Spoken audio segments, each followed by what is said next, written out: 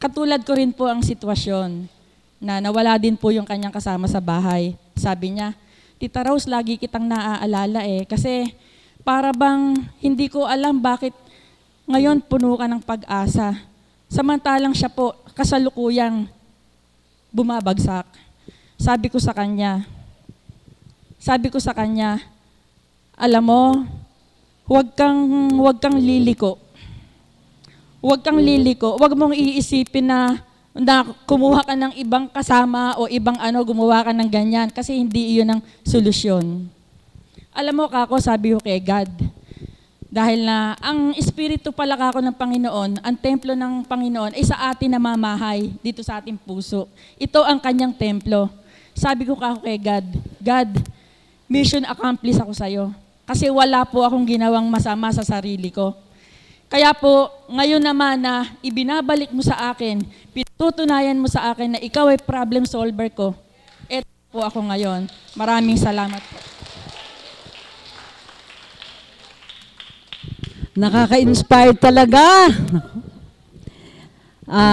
Paumanhin po, kasi nagtanong naman ako kanina kung mayroong mga handa. Hindi ko po alam ba't inuudyok po talaga sa sarili ko mga kapatid kong alagad.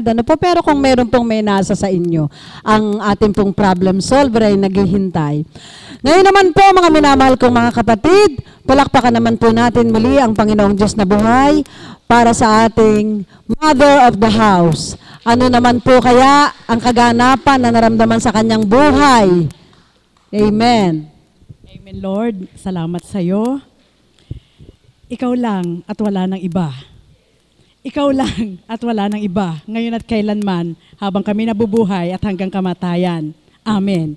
Buhay po ba ang Diyos? Alam niyo po, habang nasa taas po ako, kasi wala po yung aking kasama si kapatid na Emma. Simula na nagbahagi, narinig ko po ang bahagi ng Mami Beth. At sunod-sunod na po hanggang kay kapatid na Rose. Sabi ko po sa ating Panginoon habang ako'y nagluluto, Ama, kay dakila mo, napakahiwaga mo, sapagkat ang mga binabahagi ng mga kapatid ko ay napagdaanan ko rin. Subalit, lahat ng yaon, habang pinagmamasdan ko po ang sarili ko sa salamin, wala na po akong mabakas na mayroong nakaraan, nakarimarimarim na naganap sa aking buhay na ang nagbigay ng solve ay si God lang. Buhay po ba ang Diyos? Amen po ba yun? Kasi ganito po habang nagbabahagi po si Mami Beth, kalimitan po kasi, nabaliktanaw lang sa akin, nung ako ay hindi pa ganap, kilalang lubos ang ating Panginoon, maaari din tayo maging problem solver ng kapwa. Amen po ba yun? Sapagkat, syempre, yung maliliit na bagay. Halimbawa, may lumapit sa'yo, kailangan ng ganito. Tinugunan mo, ibig sabihin, natapos ang problema niya. Ang pagkakaiba lang, at napakasakit, damhin, pag ikaw na may kailangan, walang nagsusolve sa'yo, buhay po ba ang Diyos? Amen po ba yun? Naranasan niyo po ba yun? Ako, naranasan ko po yun. Totoo po yun. Kaya minsan, sabi ko nga, nung wala pa ako dito, Ama, ay Diyos ko, patigasin mo na nga yung puso ko. Nakakainis. Buhay po ba ang Diyos? Amen po ba yun? Subalit purihin, dakilain ng ating Panginoon, sapagkat mayroon po siyang pahayag. Kung anong itinanim mo, yun din ang aanihin mo. Buhay po ba ang Diyos? At ngayon pa lang po ako nag-aani. Amen? Sapagkat, sa pag-ani po, ng mga biyaya at pagpapala at pagtupad sa kalooban ng ating Panginoon, araw-araw po yata sinusolve ni God ang problema ko. Buhay po ba ang Diyos? Amen po ba yun? Sapagkat kahapon nga po, napag-usapan namin ni Nanay Myrna, habang nagpapahayag po ang banal na Espiritu sa katawan nating mahal na Apo Kunching, simple lang, napakasimple lang. Dinadaan ko lang po sa tawa lahat dahil kung sisimangot ako, sasabihin ng Panginoon, maaaring sabihin ng Panginoon, anak, hindi ka ba nasyasyahan sa ginagawa ko sa buhay mo? Amen po ba yun? Siyempre masaya ako, God. Masaya ako. At pag nakita mo naman yung kapwa mo na magdudulot sa'yo ng lumbay, parang gusto mo nang ibalik doon sa nakakasawa. Buhay po ba ang Diyos? Amen po ba yun? Buhay po ba ang Diyos? Totoo po yun, nasasambit po yan ng bilang pagkatao.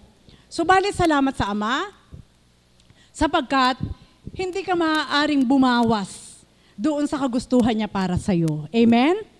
Na kapag tinubad mo na maging katugunan ka ng kapwa mo sa kailangan niya at walang natira sa iyo, sigurado tutugunan ka ng Diyos na labis pa para may magamit ka pa sa susunod. Buhay po ba ang Diyos? Ganun po kumilos ang ating Panginoon. Gusto ko pong i-focus nyo po sa pahayag ko pong ito, kagaya ng mga binahagi ng mga kapatid ko, kung paano na-solve ang pinakamabigat na problema, kung paano po nalagpasan ang mga hindi mo matingkala ng mga problema na kung bilang pagkatao sadyang dapat na gagapang ka pa, paapak-apakan ka pa, hindi ka pa rin tutulungan ng kapwa mo kapag hindi siya gagamitin ng Diyos. Buhay po ba ang Diyos? Totoo po yun.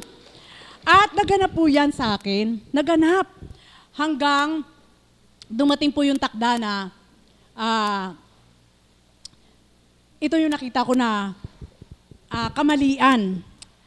Kapag ang inasahan mo ay tao, may kapalit agad eh. Buhay po ba ang Diyos? Amen po ba yun?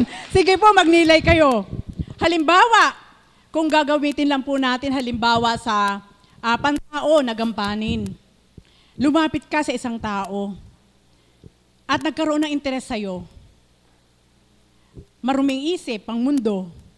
So, naroon ka agad yung, may makukuha ako dito eh. Pag lumapit ako dito, kailangan mahilingin akong kapalit. Kaya minsan, ang nagaganap po, kumakapit po sa patalimang mga tao dahil hindi kilalang Diyos. Buhay po ba ang Diyos? Amen po ba yun? Salamat sa Ama, dakilain siya. Mabuti hindi naganap sa akin yun. Amen? Totoo po yun. Mula sa simula habang nagbabahagi si kapatid na Rose, napakatindi. Sabi nga niya, kasalukuyang maaalis at yung panahon na yun ay lumilisan na rin yung isa. Sabi ko kay Mami Beth, ako nga walang kasama eh. Buhay po ba ang Diyos? Amen po ba yun? Subalit binigyan po ako ng anghel sapagkat eto na po yung realidad. Mayroon palang plano ang Diyos para sa akin. Amen po ba yun? Buhay po ba ang Diyos?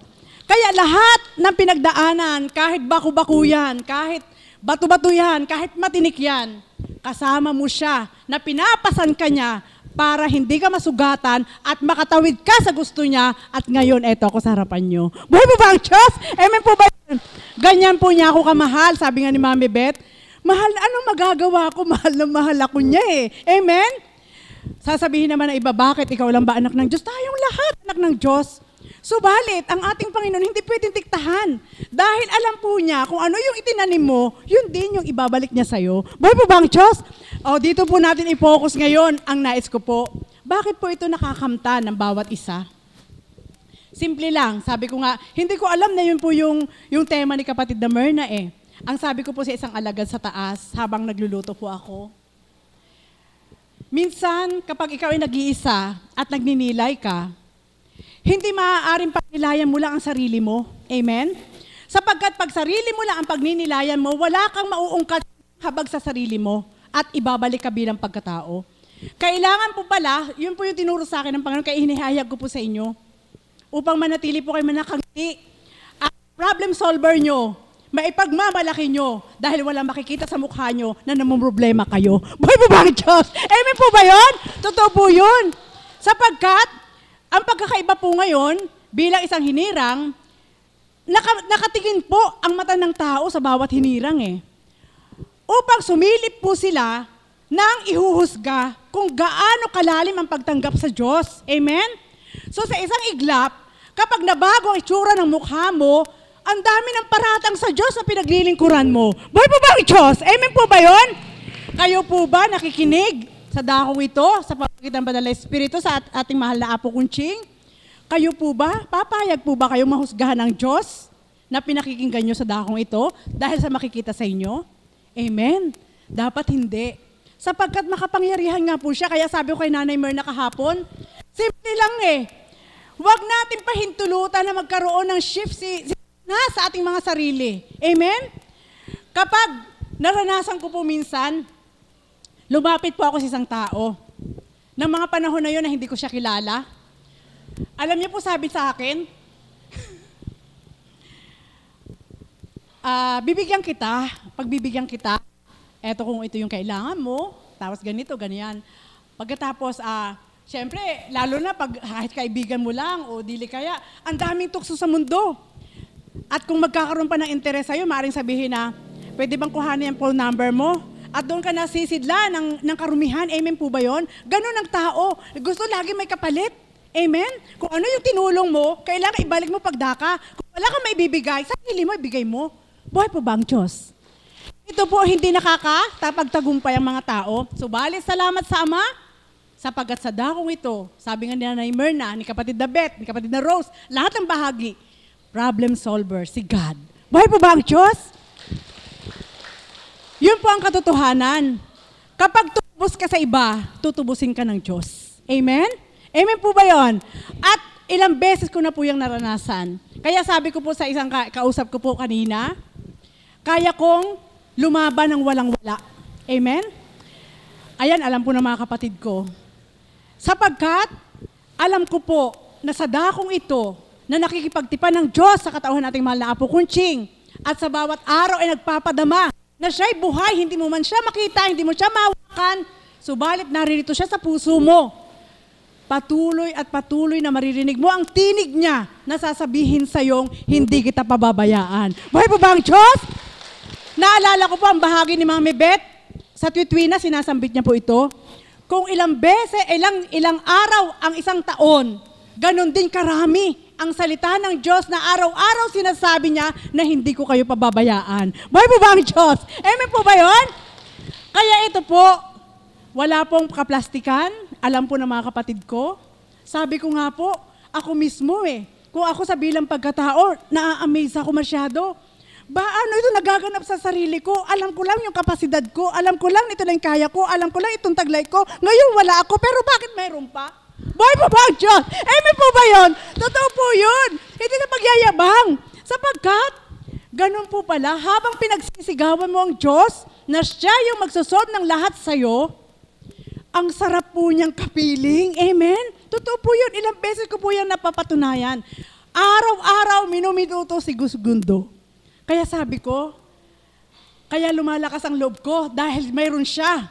Subalit, kailangan po, hindi to the max, ha? Pag to the max, kailangan mangibabaw pa rin si God, pwedeng to the max. Pero kung ikaw mangingibabaw na sa nakakamtan mo, yung to the max makasasama. Buhay po ba ang Diyos? Amen po ba yun? Bakit po? Paano po makakasama?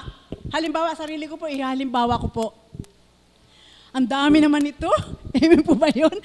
Kasi ganito po ako, kahit maliit, pinalalaki ko po Amen? Sapagkat alam kong galing sa Diyos. Pinakamaliit man at pinakamalaki, kapag din mo, parehas lang yan.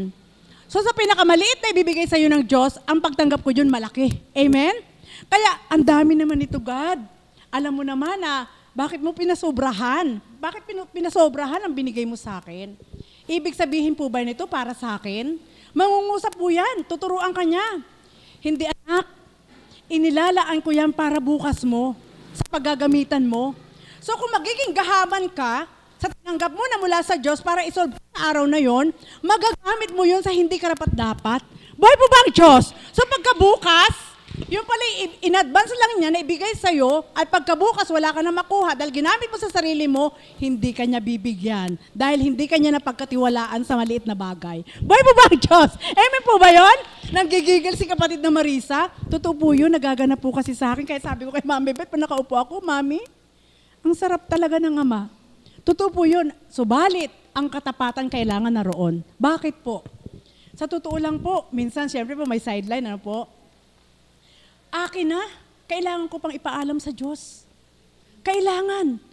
Para mabigyan kanya ng tamang alituntunin kung saan mo yung gagamitin at kung paano mo magagamit na hindi mo siya mababaliwala. Buhay po ba ang Diyos? Totoo po yun. Kaya ko po sinasabi po ito sa inyo, hindi para turuan kayo. Ito po, isa sa mga sekreto ko po Kaya sinasabi ko po kay Mami Beth, kapag nakaupo na ako doon, kila kapatid na Marie, kila kapatid na Pearl, tataka nga si kapatid na Pearl minsan sa akin Alam po niya kung ano lang yung binigay niya sa akin. Subalit lumipas ang ilang araw at hindi ako humihingi sa kanya, sasabihin sa akin, may pera ka pa? Ang dami ko kayang pera. Buhay po ba ang Diyos? Amen po ba yun? Totoo po yung ngingiti lang po yun. Kahit wala. Sapagkat hindi ko pwede ipahiya ang Diyos. Dahil ang Diyos laging meron. Buhay po ba ang Diyos? Amen po ba yun? Kaya mga kapatid, ito po ang paanyaya ng ating Panginoon. Kaya ko po yung binahagi sa inyo, hindi para magyabang. Sabi nga, wala akong taglay kahit na ano, kundi ang pinagmamalaki ko ay ang Diyos na magbibigay sa akin. Ang Diyos na magbibigay sa ating lahat. Ang Diyos na magsosolve sa ating lahat. Alam niyo po, kung itatakda ng Ama sa takdang panahon, ang pinagdaraanan ni kapatid na Marisa araw-araw, sabi nga ni Mami Beth noon, alam mo dati, iniisip kita, dinudulog kita, kung paano ka araw-araw. Subalit, sinagot ako ng Diyos, anak, ako ang gumagamit sa kapatid mo. Buhay mo ba ang Diyos? Amen po ba yun? Totoo po yun. Kaya, doon sa pinakamaliit na yun, kapag ang Diyos ang nagturo sa'yo, mapapakasya mo yun na may matitira pa sa palad mo. Buhay po ba ang Diyos? Amen po ba yun? Mga kapatid, totoo po yun. Kapag may nakikita po akong cellphone na magaganda, ito po ay hindi pagmamayabang. Kapag pinahintulot ng Ama na ako mag-sideline, kaukulan sa karunungan binahagi niya sa akin, isang click lang pwede. At kapag ako'y nagigipit, sa karunungan na binahagi po niya sa akin, isang click lang pwede. Laway lang puhunan ko. Subalit lahat po yan, tinimpi ko. Hindi po ako gumamit kahit ni salita lang upang sambitin ko sa kakilala ko o sino man, magtaas po kayo ng kamay na ako'y humingi sa inyo. Buhay po ba ang Diyos? Sige po. Sa Diyos po kami humihingi. Alam po niya kung ano yung kailangan ng bawat isa. Alam po niya kung kailangan tunguhan mo para hindi ka mawala sa Kanya. Alam po niya kung sa dako roon ay siya pa rin ang gagamit sa'yo. Amen po ba yun? Kaya kapag oras na nakikita ko po yung mga cellphone ng mga kapatid ko, ang gaganda. Mga kapatid ko, alagad. Yung cellphone ko, makita nila, wala nang numbers. Salagang sirang-sira na. Sa unang buhay, hindi ko yun kaya. At kahit binibilhan po ako ng anak ko at ni kapatid na Pearl, hindi ko ginagamit. Dahil gusto ko lang yung ano yung meron ako, na maliit na yon, hindi mukhang kawawa, pero doon ako masaya. Buhay po ba ang Diyos? Amen po ba yon? Hindi ko po pinagmamalaki, binibigay ko lang po sa inyo yung katapatan sa Diyos. Kung para ibigay din niya lahat ang para sa'yo. Alam niyo po, totoo po yun. Kapag minsan, bilang pagkatao, akin ito pwede ko naman itong gamitin Parang ganon. Dahil ibibigay naman ng Ama bilang pagkatao kung ano yung mo. Subalit kapag actual na ando na ako sa harapan, kahit sabihin akin na mula sa Diyos na ginanap dahil sa karunungan binahagi niya, hindi ko magawa para sa akin. Buhay po ba ang Diyos? Bakit? Sapagkat pinahahalagahan ko po ang atas ng Diyos. Ayoko pong mabitin sa Kanya at ayoko rin po na ipahiya siya. Ayoko rin po na sabihin ng Panginoon na binigay ko sa iyo lahat tapos nagkulang ka sa akin. Nakuha niyo po ba? Ganun po ang damdamin na natanggap ko sa dakong ito upang sa bawat araw ay tugunan ng Diyos ang lahat ng problema ko. Buhay po ba ang Diyos? Amen po ba yun? Give and take lang po yan.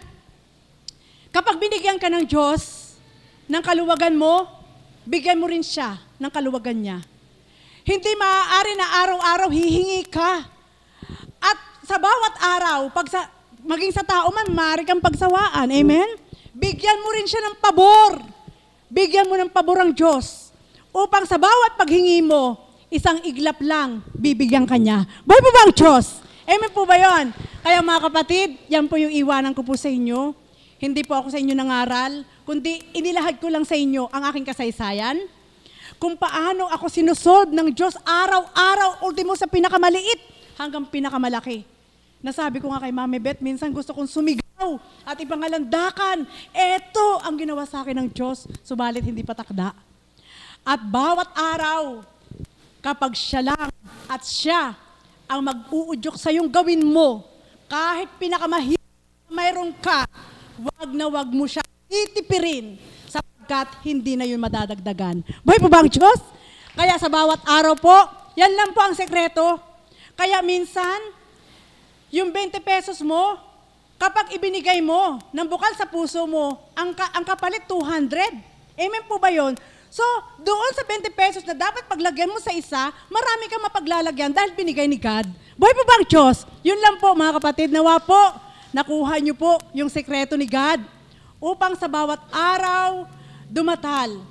Sapagkat kapag ipinagkaloob po niya at naramdaman niya na kayo'y magkaisa sa puso na magkaangkop, hindi niya pahintulutan pahirapan kanya. At kung sa araw na ito'y pinahirapan ka man ng kapwa mo, maghintay ka ng ilang buwan, gaganti ang Diyos para sa'yo, kagaya na ganap kay Mami Beth. Buhay po ba ang Diyos? Nawa po. Lahat po yun. Hindi lang po siya yung anak ng Diyos na mahal na mahal. Ako rin mahal. Tayong lahat mahal na mahal. Kaya yung benepisyo na ibibinibigay po ng ating Panginoon upang walang marubdob na papadyak ng paa, ano ba itong buhay na to? Yung gumaganyan. Hanapin niyo po ang Diyos at ibibigay ng Diyos kung anong para sa ating lahat. Buhay po ba ang Diyos? Kaya mga kapatid, alam niyo po, si God ay stress-free. Kaya kung tuwiran na ang lahat ay nagtitiwala na ang Diyos ang magsusolve ng problema niyo, mananatili kayong patag. Sabi nga ni Mami, be still. Mananatili kayong patag. Mananatili kayo na may kapayapaan, makakatulog kayo na walang alalahanin, at kahit natulog kayo na may problema, yung hawak pagkabukas, pagbuhising na inyong mga mata, sigurado ibibigay ng Diyos ang paraan, sapagkat alam mo na siya'y tunay na makapangyarihan, gagamit ang kapwa nila lang upang tumugon sa iyong kailangan na ito'y rin ang pinagmulan. Muli, magandang umaga at maraming salamat. Maraming salamat po, Mami, sa napaka gandang pagbabahagi po ninyo at tuwirang katotohanan na isa kayo sa nagiging inspirasyon ng bawat isa. At ngayon naman po, sa malamyos na panahon, nais ko naman pong palakpakan natin ang ating Panginoong Diyos na buhay para sa ating kapatid na Annalie Reyes, upang tayo po ay alaya ng awitin.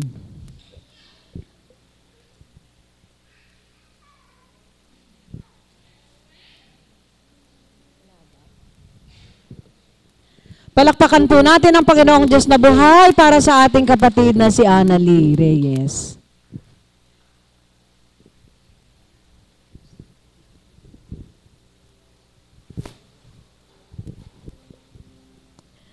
Muli po ay isang mapagpalang sa tanghaling ito.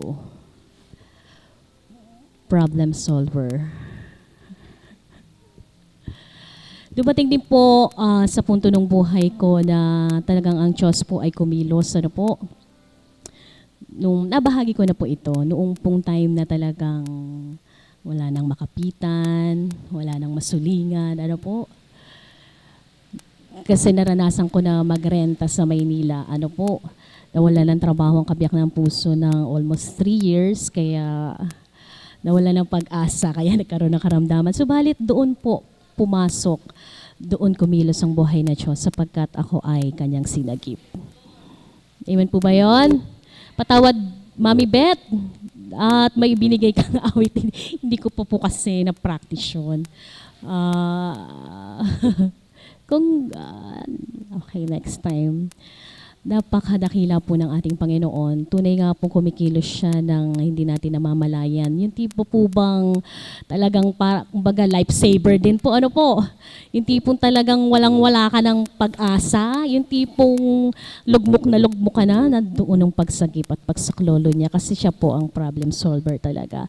Sa punto ng buhay ko po ngayon talagang ang lahat ay inilalaga ko na po sa kanya kagaya ng tinura ng ating mother of the house. Ano po? Yung tipo po bang wala ka ba ngayon? Patag pa rin matutulog. Bagamat kinabukasan, di mo alam kung saan ka kukuha ng isasaing. Amen po ba? Subalit sa kadakilaan ng Panginoon, nakakatulog ka ng payapa at may kagalakan sapagkat alam mo ang Diyos sa magsusolve ng lahat ng problema mo. Amen po ba? Hindi po ako magbabahagi. Subalit, talaga pong dakila siya kaya gatiting man lang po ay nakapagbahagi. Marahil ay ito na lamang po. Bagamat si nanay ay sa tuwin na inaawit ito, Sabi ko, total maluwat-luwat ko na rin naman pong hindi inaawit itong huwag kang mangamba. So, kahit pa paano, mapagbigyan natin si Mami Beth. Ano po? Para po sa inyo.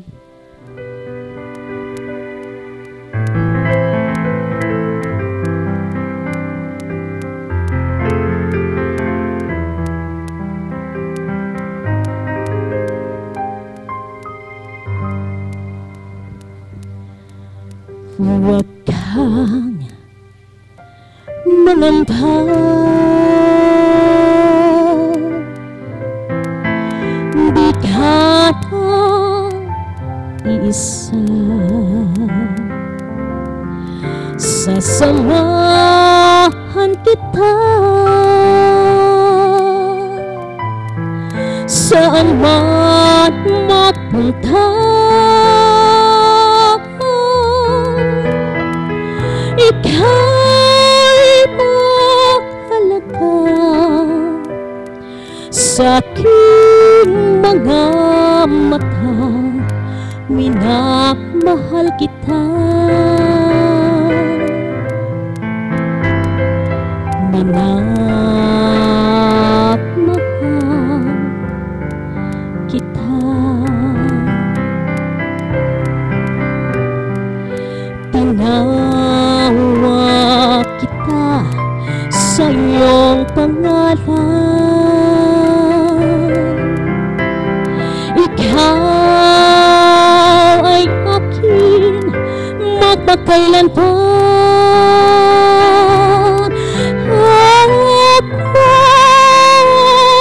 Panginoon mo at Diyos, tagapagligtas mo at tagatubos. Huwag kang mangamba, di ka na iisa. Sasamahan kita saan man mapunta. Ika'y mahalaga sa aking mga mata, minamahal kita. Minamahal kita. Sa tubig kita'y sasagutin, sa apoy ililigtas man din. Akong Panginoon mo at Diyos, tagapagligtas mo at tagatubos. Huwag kang mangamba, di ka na iisa. Sasamahan kita saan man mapunta. Ika'y mahalaga sa aking mga mata, minamahal kita. Minamahal kita. Sa langit kita'y hihintayin, silid mo'y ihahanda man din. Akong Panginoon mo at Diyos,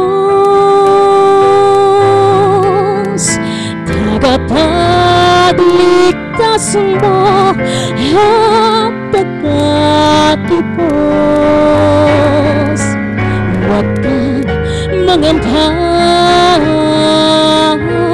di ka nag-iisa. Sasamahan kita saan man magpunta. Ika'y mahalaga sa aking mga mata. Minamahal kita.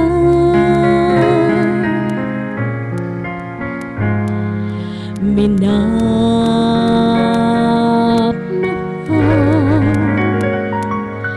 kita.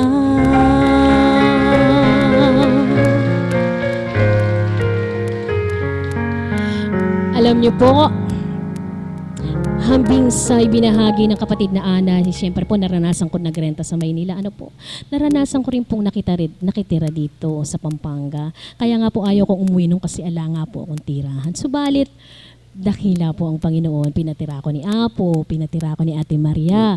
So mga 5 years din po yun. Subalit, siyempre po, nababasa ng Diyos kung anong ninanasa, kung anong iniibig mo, ano po, at ang gusto mo sa buhay. Kaya buhay na kumikilos siya. Buhay po, buhay talaga siyang nagbigay ng kaparaanan kung paano nga po magkakaroon ng tahanan ang anak niyang minamahal. Gayon din naman po, last Saturday lang po, konting pagbabahagi, bagamat ako po yung umawit na ano po. Kung kalooban po ng Ama, wala pa naman po ang mahal na Apo. Pagising ko po ng umaga, napakasakit po nitong kabilang parte ng aking mata. Na para po bang puputok yung mga ugat. Ano po? Kasabay ang itong liig na ito na napakasakit din po. Ano po? Sabi ko, Diyos ko, paano ba ako makakaawit nito? Joyful din po ako noon noong Saturday na yun. Ano po? Subalit sabi ko nga po, ang Diyos ang magbibigay ng tinig. Kasi medyo masakit po, mahirap kumanta. Kasi merong parang masakit po. Ano po? Subalit, sa kadakilaan ng Diyos, nakatupad pa rin. Kinaplos ako ng kapatid na Monet, nakaawit po kinabukasan. Kasi tayo po ang in charge sa bahay pare. Ano po? Kasabay noon, masakit ang malakang.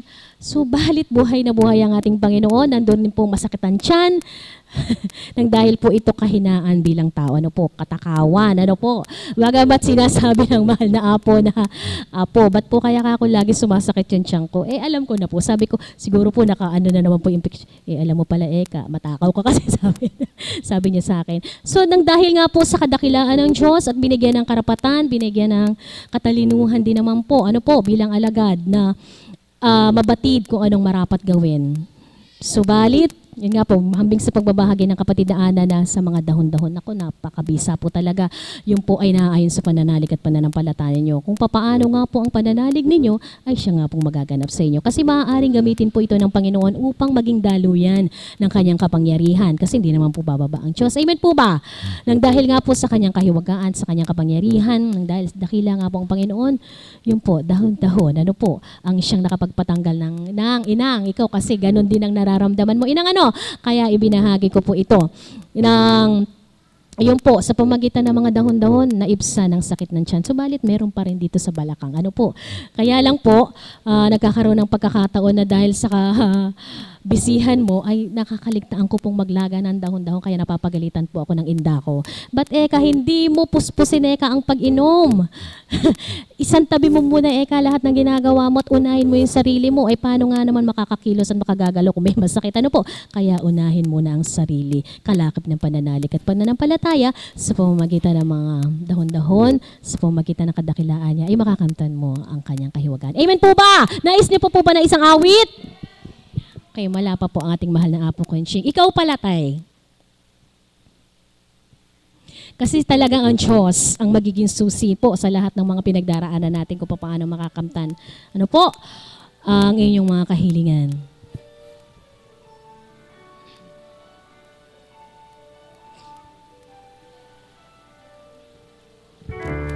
Kahit tagal ko na naghahanap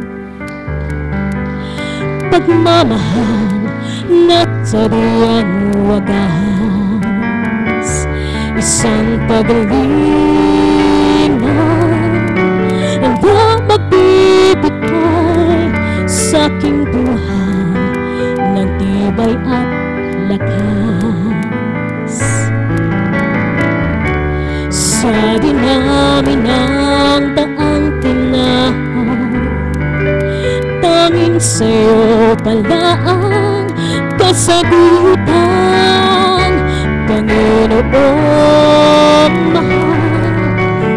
Ikaw palang may hawak, susi sa ligaya magpakailanman.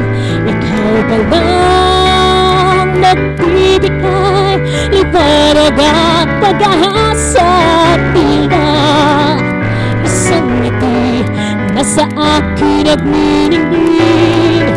Ikaw palang kailangan, tubong sa aking dasal, gabay at pagmamahal na walang hanggan.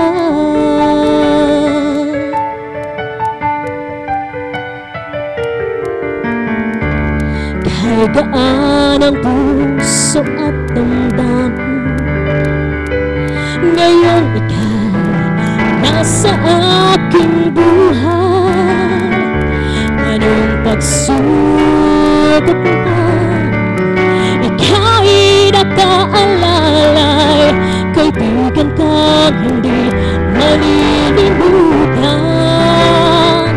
Ikaw palang nagbibigay liwanag at pag-asa, tila isang ngiti na sa akin nagniningning.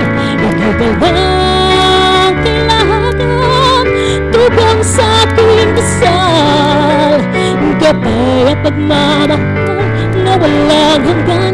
Gano'n man kadalas na kita'y talikuran at saktan, pagpapatawad ay akat lagi mong laan kailan pa man. Ikaw pa rin, handa ako hanggapin, hanggapin. Ikaw pa lang nagbibigay liwanag at pag-asa, tila isang ngiti na sa akin nagniningning. Ikaw pa lang kailangan, tugon sa aking dasal, gabay at pagmamahal, gabay at pagmamahal na walang hanggan.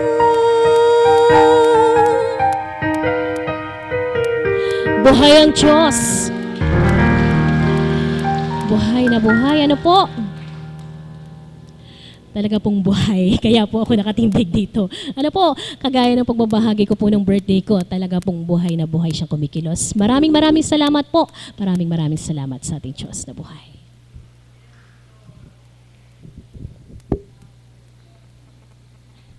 Buhay po ba ang Diyos? Kanina, nang tumindig ang kapatid na Annalie, tila hindi siya ganun kapuspos. May mga dinaramdam sa partis ng katawan, ano? Subalit, tingnan niyo po ang naidudulot ng ating tagapagtanggol, ng taga-solve ng ating problema.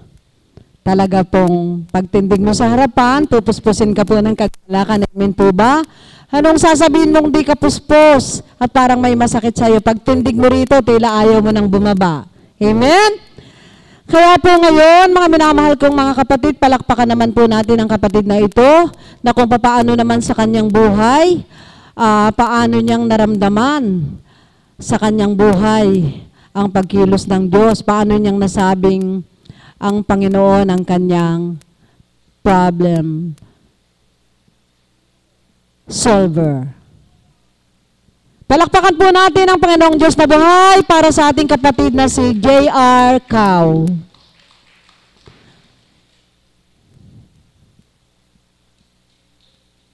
Talaga pong pagkalooban, huliman. ay mahiyahabol pa rin. Salamat po, Ama. Purihin at dakilaan ka sa bawat sandali ng aming buhay dito sa dakong ito, kung paano nga ikaw ang kumikilos sa bawat isa sa amin. Buhay po ang Diyos. Salamat po, Ama. Ako po ang maibabahagi at masasabi ko po sa inyo sa temang ibinahagi ng Panginoon. Yung pong kung hindi mo kilala ang Diyos, hindi mo masasabing siya ang tagapagligtas mo. Sapagkat yun nga po, gaya po ng mga binahagi ng mga kapatid natin na sa unang buhay, nang hindi pa natin kilala ang Panginoon, para tayo nananahan sa sarili nating kalakasan na ang Panginoon ay wala sa ating buhay, hindi natin alam sa bawat maliliit na bagay na napagtatagumpayan natin, siya ang kumikilos. Subalit nga sa mga ganap na hindi nakakaunawa at hindi pakilala ang Diyos, mga kapatid, tanging ang sarili niya ang alam niyang kumikilos. Subalit ako po bilang nagpakilala ang Panginoon, yan po ang katotohanan, sapagkat hindi ko po hinanap at hindi ko ginusto kung bakit ako naririto. Batid na batid po niya kung paano niya pinagkalob sa akin ng Espiritu na sa panahon ng pagliliwaliw na taong 2005 nga, pagbibigay niya sa akin, isinalubong kang luha at katanungan sa aking kaisipan na bakit ako, sapagkat ang kapangyarihan ng Diyos walang makatatarok. Nung pong ibiniban niya sa akin ng banal na Espiritu at talagang hindi ko po mawari kung paano kong tatanggapin, kung paano ko kumilos, sapagkat bilang walang pagkilala sa Kanya, siya ang kumilos. Ang Kanyang Espiritu na kung paano nga po na talagang hindi ko namamalayan yung katawan ko kumikilos sa hindi ko kagustuhan o hindi ko talagang masabi kung bakit ako kumikilos ng ganoon. Subalit may partisyon ang sarili ko at ang pinakamalaking partisyon ng banal na Espiritu na masasabi ko na sa tuwin na nagbibigay siya ng talino sa iyong kaisipan, paano mo siya ipakikipaglaban? Paano mo tinanggap ang Kanyang Espiritu kung hindi ka gagalaw, kung hindi ka susunod? Yun po ang sinasabi ko na nasa panahon po ako no ng pakikibarkada, pakikipag-inuman. Subalit nung pong binigay sa akin ng banal na Espiritu, unti-unti po niyang inalis ang lahat ng bagay na iyon.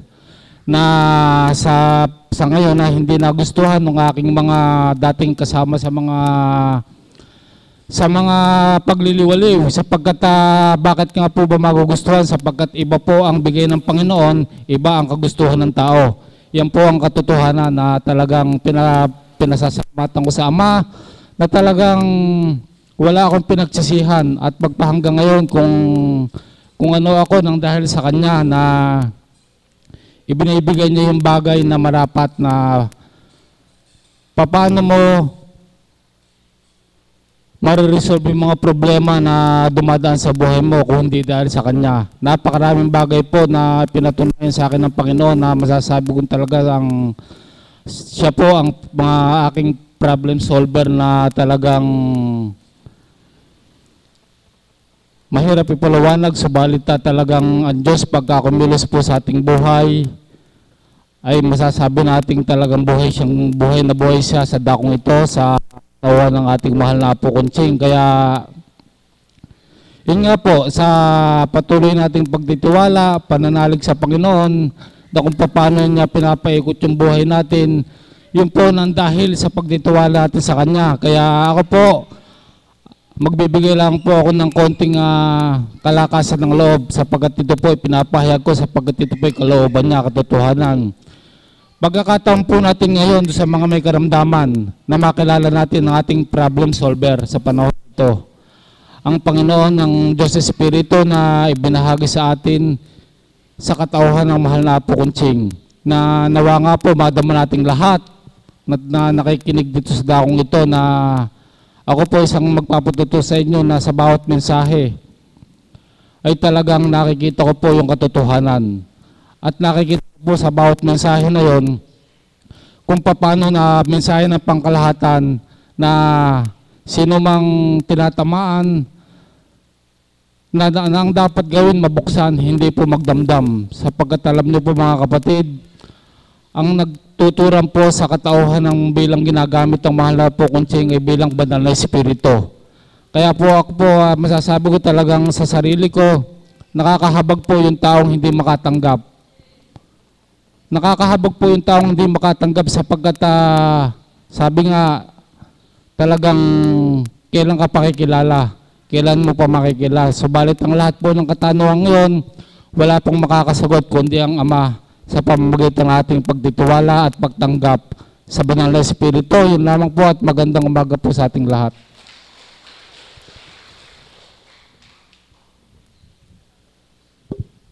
Maraming salamat, mahal na